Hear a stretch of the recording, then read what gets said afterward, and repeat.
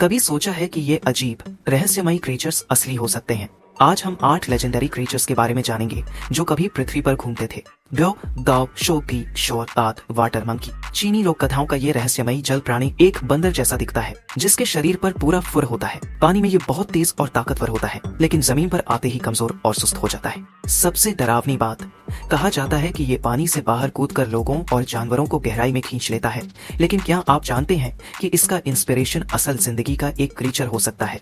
मेरी स्लॉथ से जमीन पर ये धीमा और कमजोर होता है, लेकिन पानी में तेज और लचीला। जब ये पानी से बाहर आता है तो इसका फर भीग कर इसे भूतिया रूप दे देता है।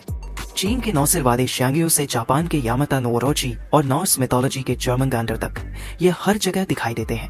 कहा जाता है कि जर्मन गांडर इतना बड़ा है कि पूरी पृथ्वी को घेर लेता है। असल जीवन में इसका इंस्पिरेशन और फिश हो सकता है। ये गहरे समुद्र में रहने वाली मछली है जो 15 मीटर तक लंबी हो सकती है और सांप जैसी दिखती है। ये मछलियां सिर्फ तब सतह पर आती हैं जब वे मरने वाली होती हैं। टाइटानोबोआ के फॉसिल्स की खोज ने यह साबित किया कि कभी विशालकाय सांप असली थे।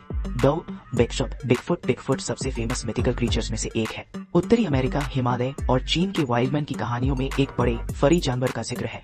लेकिन क्या आप जानते हैं ये जाइगेंटोपिथेकस पर आधारित हो सकता है? ये विशालकाय वानर पृथ्वी पर रहते थे जिनके फॉसिल्स मिले हैं। ये 3 मीटर से ज्यादा लंबे और 500 किलोग्राम से भारी होते थे। हालांकि ये लगभग 1 साल पहले विलुप्त हो गए। कुछ लोगों का मानना है कि इनमें से कुछ आज भी छुपे हो सकते हैं। 5 मॉथमैन। यह डरावना क्रीचर 1960 के दशक में उत्तरी अमेरिका में फेमस हुआ। वर्जीनिया में 100 से ज्यादा लोगों ने इसे देखा।